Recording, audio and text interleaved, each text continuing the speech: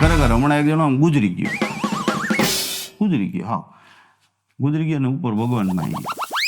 ભગવાન પાસે ગયો એટલે અહીંયા ભગવાને પૂછ્યું, તારું નામ શું? નથી ખબર.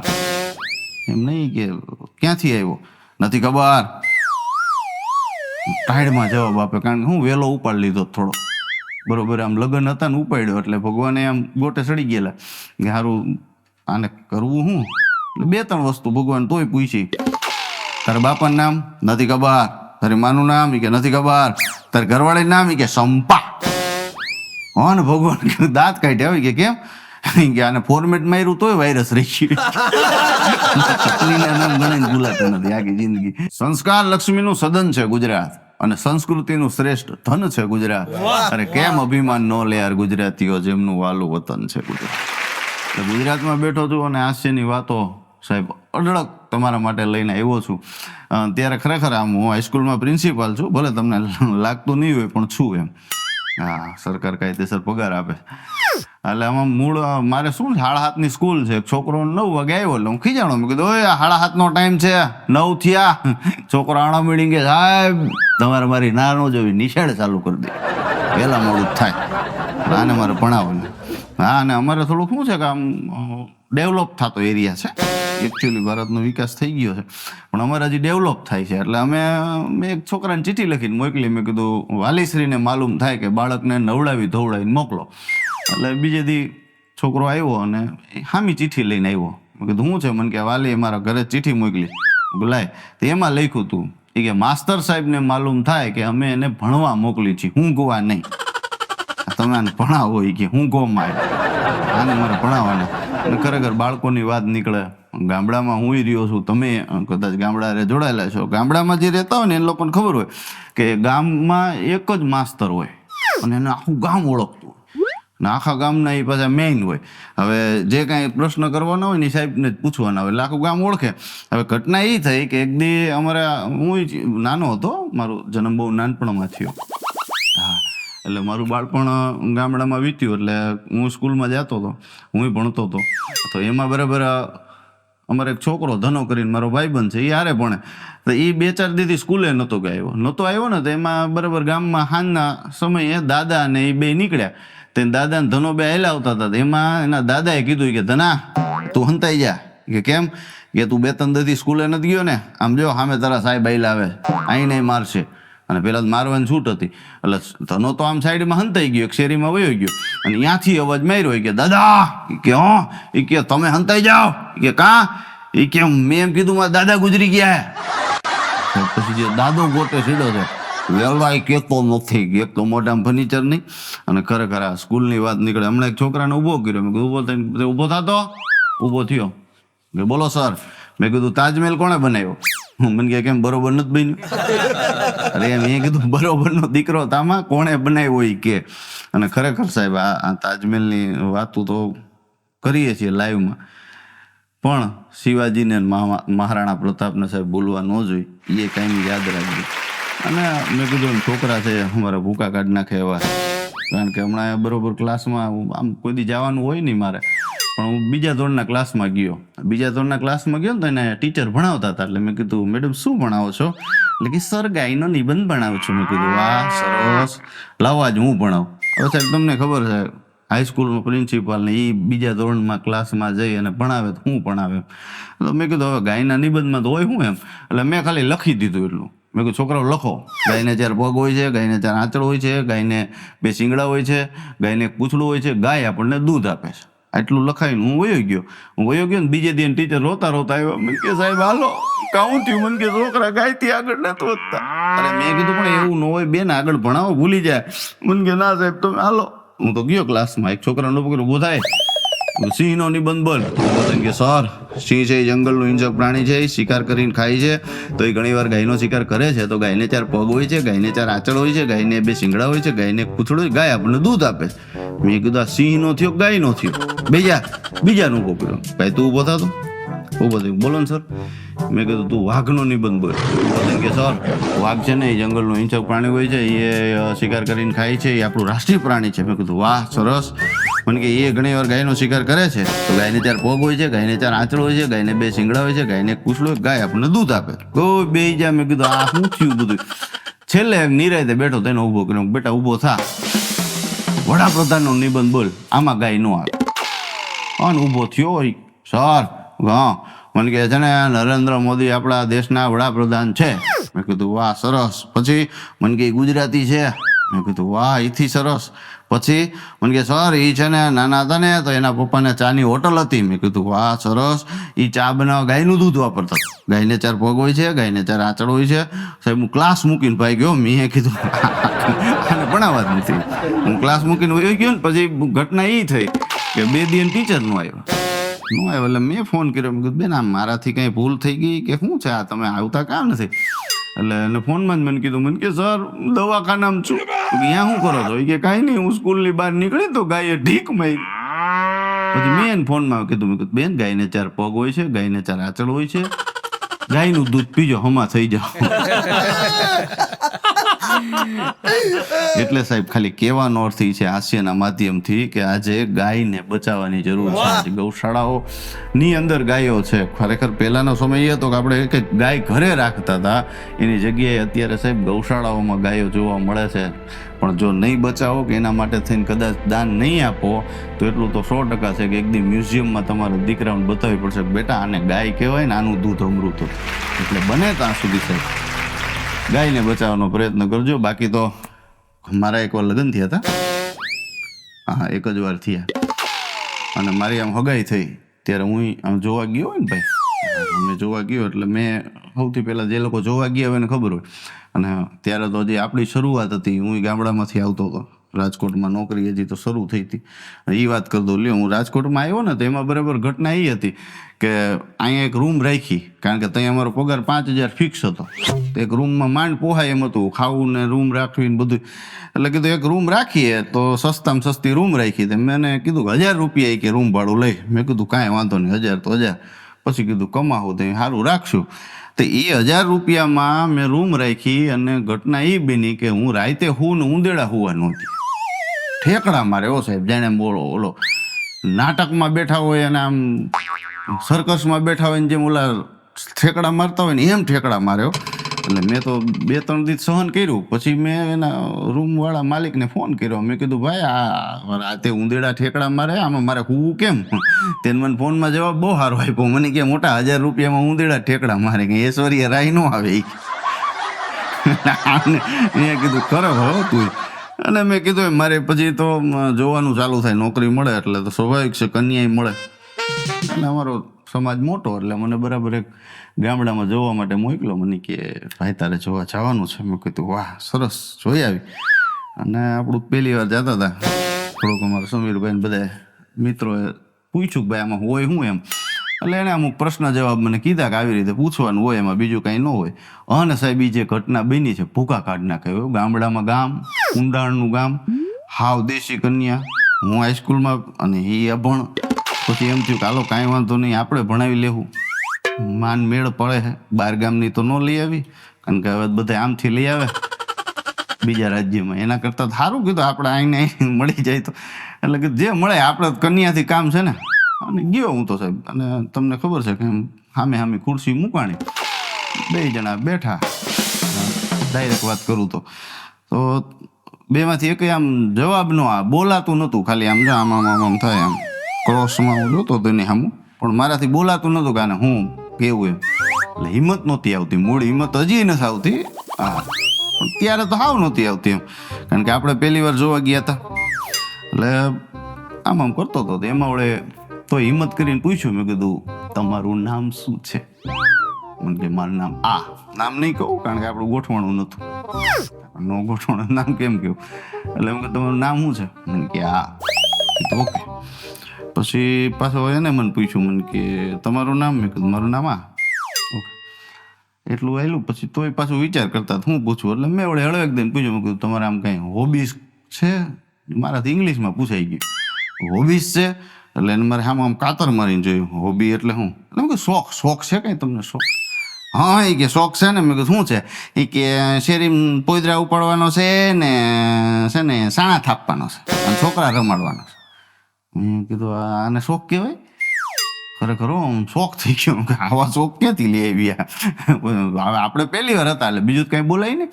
એટલે મેં કીધું એ તો બરાબર હે, શોખ બરાબર છે, પણ મેં કીધું તમને આમ કંઈ ખબર પડે, મોબાઈલમાં ખબર પડે? મને કે હા ખબર પડે ને, કે લીલી સાપથી ઉપાડવાનો ને લાલ સાપથી કાપવાનો. કીધું એમ નહીં, આમ ફેસબુક કે વોટ્સઅપ કંઈ ચલાવતા આવડે છે? દાંત કાઢ્યા. મેં પણ એમ ચલાવતા આવડે છે? મને કે એમાં શું હતું લે, કે તમે હલાવી લેજો વાહે બી જાય. મેં કીધું સ્કૂટર નથી. પછી હું કંટાળ્યો. એટલે મેં કીધું તમારે કાંઈ પૂછવું હોય પૂછો. એટલે મને હળવેક દિન કીધું, મને કે તમે કાંઈક બોલો ને તો તમારા અવાજની ખબર પડે. મેં કીધું તો અત્યાર સુધી હું બોલતો હતો?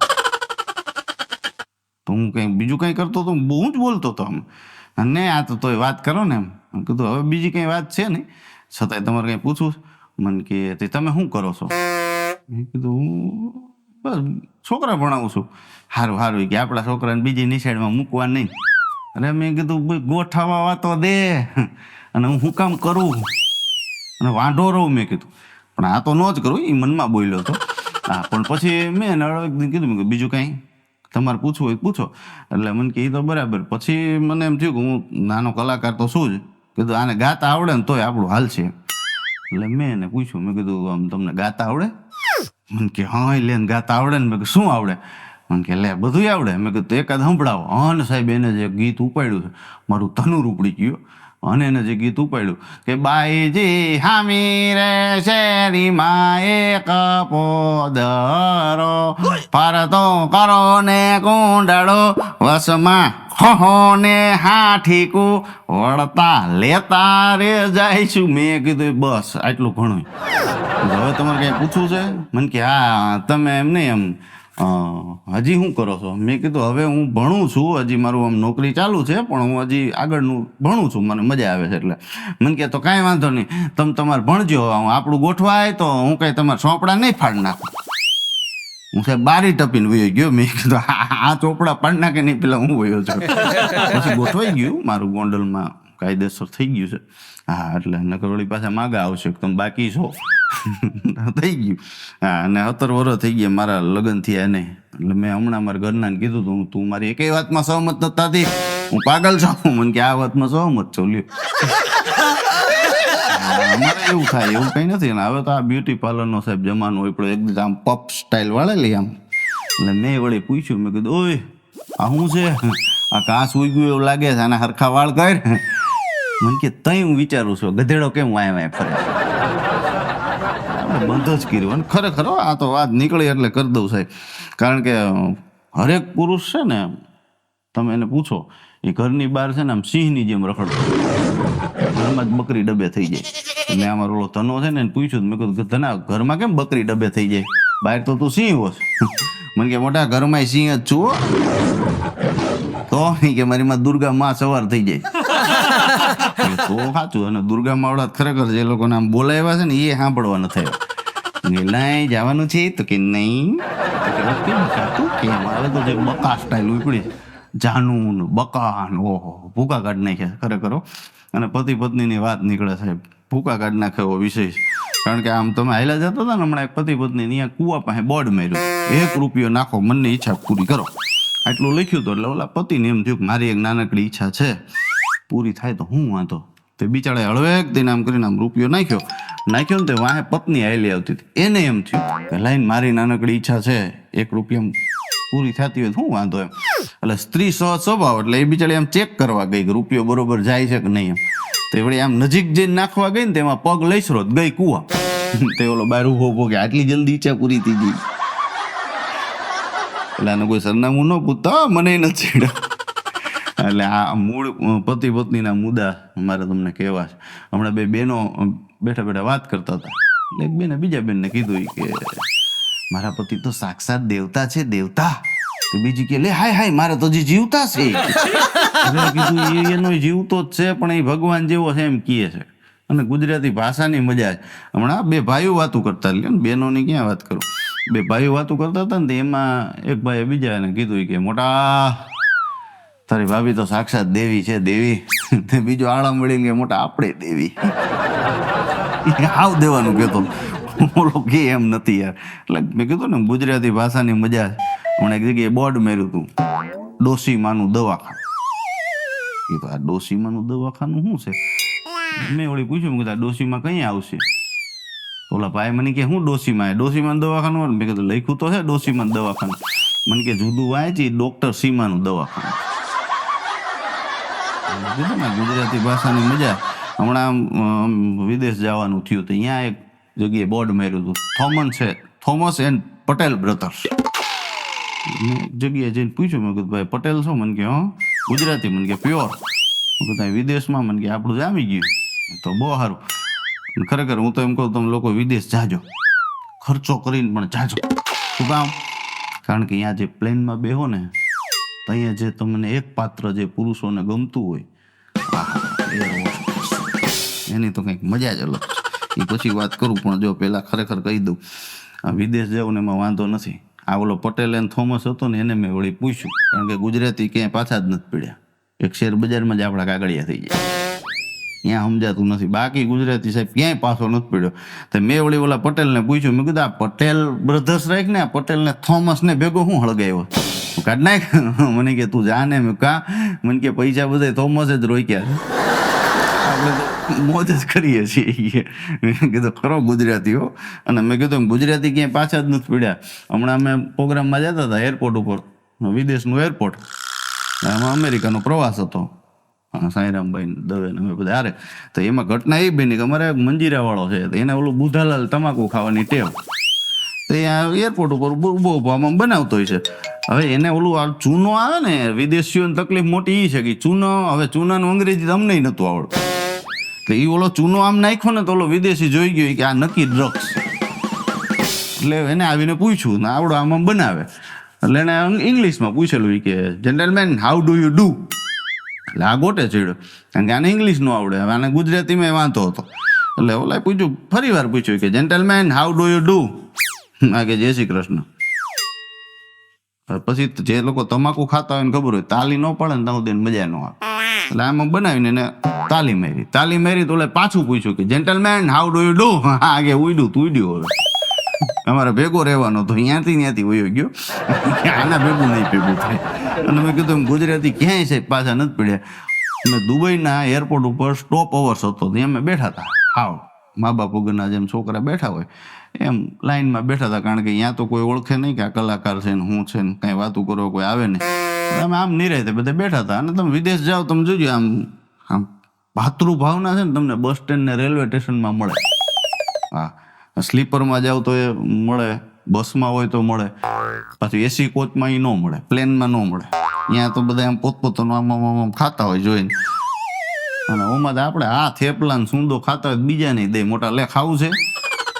એ ભાવના છે, અને એ ભાવના તમને અમુક જગ્યાએ જ જોવા મળે. અમે એસટીએ જાઓ, પ્લેનમાં જાઓ. આ તો હવે મૂળ ઘટના એ હતી કે અમે અહીંયા હાવ આમ મા બાપ વગરના છોકરા બેઠા હોય એમ બેઠા હતા, હાવનું પોતપોતાનું મસ્ત હતા. અહીંયા હું વાઈફાઈ ફ્રી, એટલે ગુજરાતી વાપરી લઈને અમે, એટલે એ ચાલુ જ હતું એમ કે જે પિક્ચર ડાઉનલોડ થતા હોય કરી લે.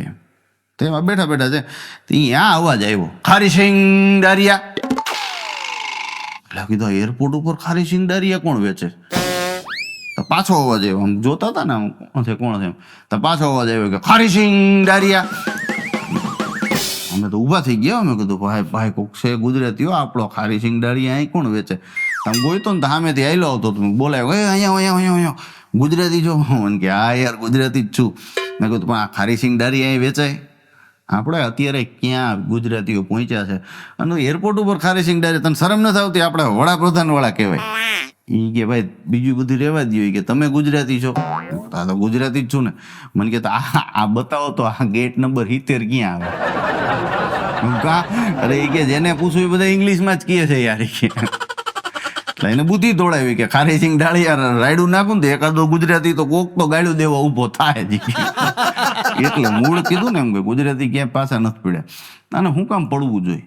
કારણ કે ગુજરાત એવી વસ્તુ છે કે તારા નામનો ટહુકો હજી છાતીમાં રાખ્યો, અને પૂછાવા ક્યાં દીધો કક્કો, હજી તો પાટીમાં રાખ્યો છે.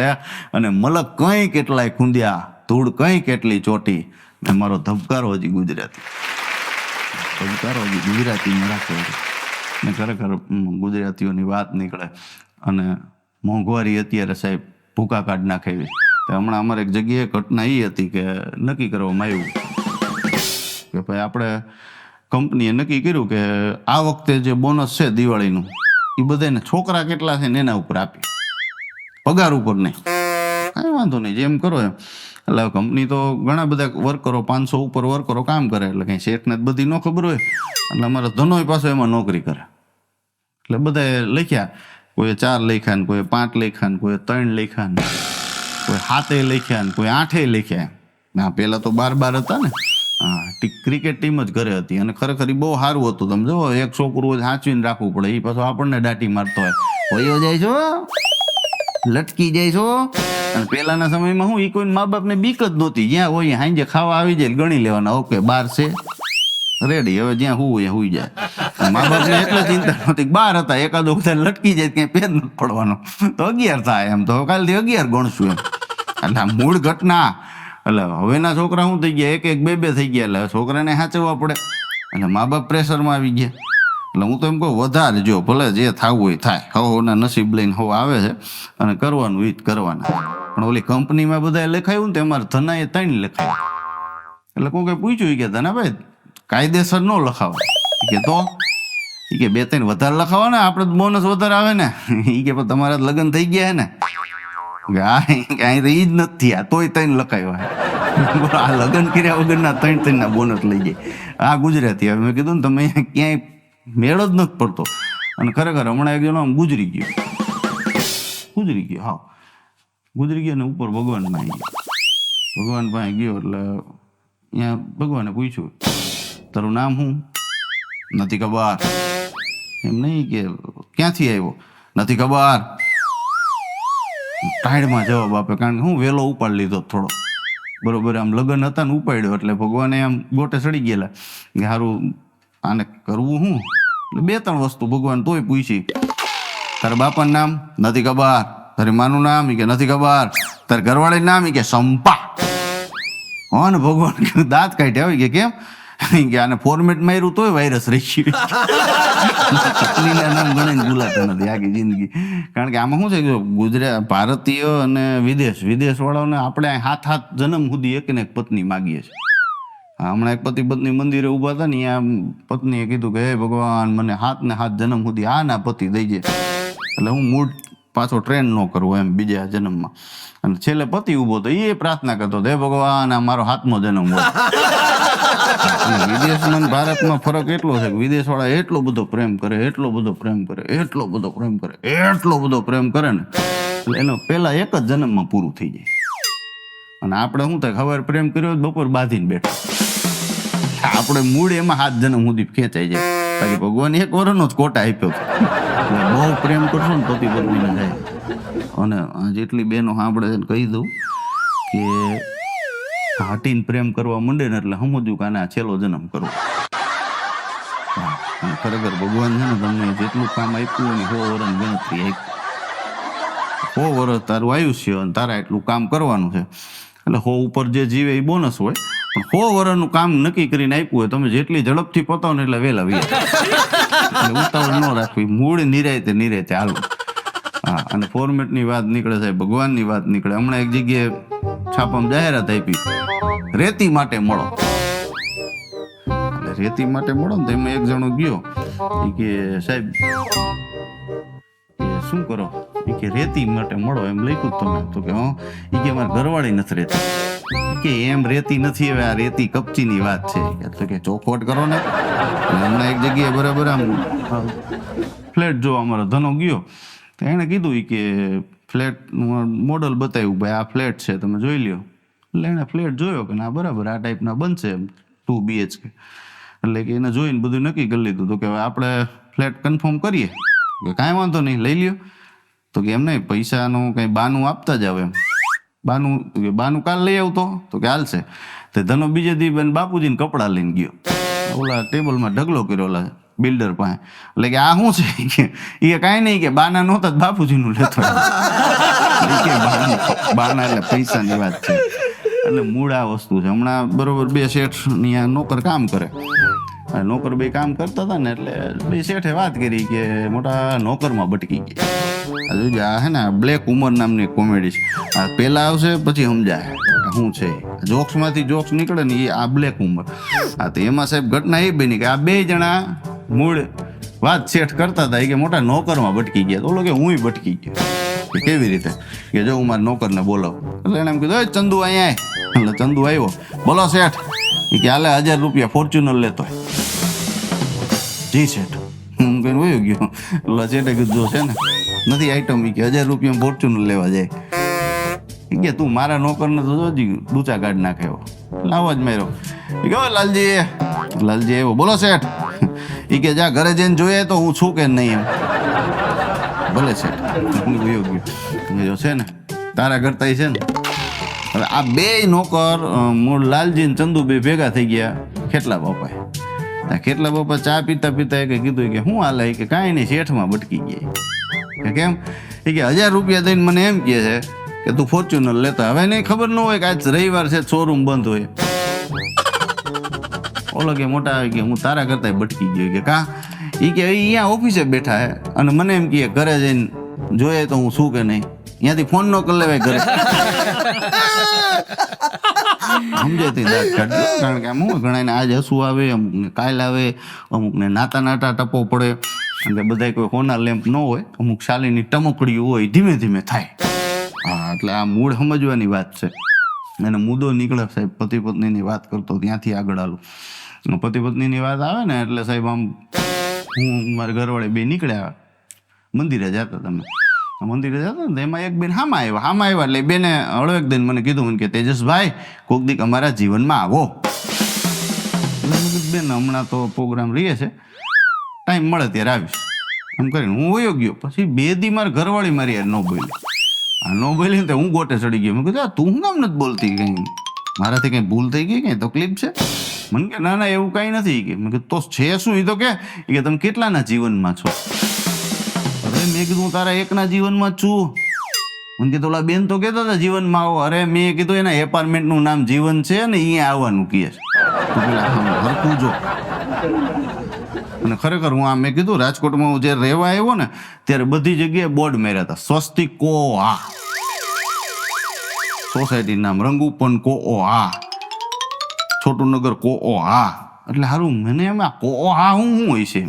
એટલે મેં એક જણાને પૂછ્યું, મેં કીધું આ કો ઓ હા શું છે? મને કે કોકની ઓળખાણ હોય તો રહેવા દે. હવે તો ખબર પડી ગઈ કોઓપરેટિવ હાઉસિંગ સોસાયટી એમ. ના પણ ત્યારે જ પહેલી વાર આપણે આવતા હતા સિટીમાં. અને ખરેખર સિટી ને ગામડાની વાત નીકળે છે ભૂકા કાઢી નાખે. ગામડું અમારા ભાભા બધા બેઠા હોય સવારના પોરમાં, એ સીસીટીવીની અમારે જરૂર જ નહોતી ગામડા. શું કામ? રોજ સવારના પોરમાં એ બેઠા હોય અને એકને વાંચતા આવડતું હોય ને બીજા 9 ખાલી માન ડોક્યું કાઢીને બેઠા હોય. હા તે હમણાં અમારે બાપા વાંચતા હતા છાપું, તેનું ખોલીને વાંચ્યું. કમળા એ 8મો ભોગ લીધો. તે વાહે એક બાપો બેઠા બેઠા બોલ્યો કે કમળા બાયલ દોટકી હો મોટા, 8ને ખાઈ ગઈ. અરે કીધું એ 8ને નથી ખાઈ ગઈ, તમે પેલા હરખું વાંચો. કમળા રોગની વાત. અને પછી નીચે જાહેરાત હતી કે ઓબામા બહુ સારો. તો એ ઓબામા કરતા હતા ને મેં વળી પૂછ્યું, મેં કીધું આ ઓબામા શું છે? તમે પણ અમેરિકાના સમાચાર બેઠા બેઠા વાંચો? મને કે ના હવે આમાં લખ્યું ઓબામા આમ. પછી મેં વાંચ્યું ને તઈ ખબર પડી કે આ ઓબામા બિયારણ છે, વાવવાની વાત છે. નો સમજાણ એની મજા છે. ખાલી સમજણ બહુ પડે ને એ માણસ દુઃખી હોય, જેને કઈ સમજાતું જ નથી. હવે એને ઓબામાથી કઈ મતલબ નથી, કમળાથી નથી. એને તો લેર કરવાની. ખરેખર જે વડીલો હતા સાહેબ એટલું તો 100% કહેવું પડે કે એની પાસે કદાચ એજ્યુકેશન નહોતું પણ એની પાસે કોઠાઉજ બહુ સારી હતી. અને કોઠાઉજ હતી ને એટલે જ આપણે અહીં સુધી પહોંચ્યા છીએ. અને એનું કારણ એટલું હતું કે મને એક શાયરી બહુ ગમે છે કે બડે ઠંડ કમરો છે મેં અપની હુકુમત ચલાતા. કે આજે છે ને એ સમય એ આવી ગયો છે કે દીકરો છે એ બાપને એમ કહે છે કે તમને આમાં ખબર નથી પડતી, તમને આમાં ખબર ન પડે, મમ્મી તને આમાં ખબર ન પડે. એ નથી પડતી ને એટલે તને જન્મ દીધો, નકર જન્મ તમે જ મરડી ન નાખ્યો હોય, ઘર ભેગું થાય ને નો લેર કરે યાર, તમારે હાટું વીઘા વેચવા રહીએ. અને ખરેખર એટલે મને એ શાયરી યાદ આવે કે બડે હી ઠંડ કમરો છે મેં અપની હુકુમત ચલાતા હું, બડે હી ठंड कमरों से मैं अपनी हुकूमत चलाता हूँ, इसके पीछे एक बूढ़े बाप ने बहुत पसीना बहाया, इसके पीछे एक बूढ़े बाप ने बहुत पसीना बहाया. અને સાહેબ એ આ વડીલોની વાત મારે કરવી છે. પણ ખરેખર તમે કોઈક દી ક્યાં જાઓ ગામડામાં, આજનો સમય એવો છે, મેં કીધું ને જોવા જવાની સિસ્ટમ, પહેલાના સમયમાં એ જોવા જવાની સિસ્ટમ નહોતી. હા, પહેલાનો વડીલો શું હતું, મા બાપ જ્યાં નક્કી કરી આવે એ ફાઇનલ, અને ખાલી ખબર તેદી પડે કે આ આપણું મોડલ છે. એ કેદી જેદી સુવાગરાતને દી આમ ઘૂંઘટ ઊંચો કરે ને તઈ ખબર પડે એકો બાદશાહ રાણી. હા, ઘણા ગુલા બટકાણા છે, તો એ લોકો આમ જો આખી જિંદગી કાઢી નાખી. હું કામ એક જ મુદ્દો હતો, કારણ કે એમાં કઈ બદલાય એવું નહોતું, રેશન કાર્ડ જેવું હતું, નામ ઉમેરાય, કેન્સલ ન થાય. સાચી વાત એ હતી સાહેબ કે એને કદાચ કોઈ પાત્રો નહોતા ગમતા, છતાં એ સ્વીકારી લેતા હતા. શું કામ? કારણ કે એને પોતાના પાત્ર કરતા એના બાપ દાદાની આબરૂ વધારે વાલી હતી સાહેબ, એટલા માટે થઈ અને પોતે છૂટાછેડા નહોતા કરતા. હા, ખરેખર સાહેબ આમ જો પેલા હું ભજન ગાતો, હવે નથી ગાતો. હા, એટલે હજી ગાઉં છું, પણ હવે શું છે કે હવે ભજન કોઈ સાંભળતું જ નથી, અને ભજન સમજાતું નથી. નકર સાહેબ હું હમણાં એક દી ભજન ગાતો હતો, એ બેઠો બેઠો કે મમતા મરે નહીં એનું મારે શું કરવું, આવું કીધું ને તો એક જણા વળ ખાતો મારી આમ પાછી કળી ગઈ. કે મમતા મરે નહીં એનું મારે શું કરવું, તો વળ ખાતો હતો. એટલે મેં કીધું ભાઈ અહીંયા એને શું કામ વળ ખા? એ કે મમતા સિવાય બધું બોલ. કેમ? આ ભજનમાં આવે મમતા, મને કે મારી ઘરવાળીનું નામ છે, હું મમતા મમતા સોંટ્યા. ખરેખર હવે તો ગાવું એ મોટી ઉપાધિ. શું ગાવું, કેટલું ગાવું, એ આવડતું હોય ને તો જ ગવાય. ને અમુક તો ગાતા હોય ગાંગરતા હોય એ ખબર ન પડે. ખરેખર હમણાં આમાં એક જગ્યાએ તબલાની દુકાન, તે ભેગું બંદૂક રાખે, તબલા ને હાર્મોનિયમ ને બધું હતું, તે રાખે બંદૂક. એટલે મેં વળી એને જઈને પૂછ્યું, મેં કીધું ભાઈ આ તબલાની અરે આ બંદૂકનું ને બધું શું કામ રાખે? મને કે જે તબલાના પેટીની લઈ જાય છે ને પાડોશી બીજેથી બંદૂક લઈ જાય, બે ધંધો હાલે. એટલે મૂળ ઘટના એ છે સાહેબ, પણ ભજન એવી વસ્તુ છે સાહેબ કે ભજન જો જીવનમાં ઉતરી જાય તો ભગવાન સુધી પહોંચાડી દે, અને ભજન જો સમજણમાં આવી જાય તો આખી જિંદગી ભગવાનની જેમ પૂરી થઈ જાય. એટલે મારા વાલા, જ્યાં મોજ આવે ત્યાં ભજનમાં સાંભળો તો એને જીવનમાં ઉતારવા માટે સાંભળજો, ખાલી સાંભળવા માટે નહીં.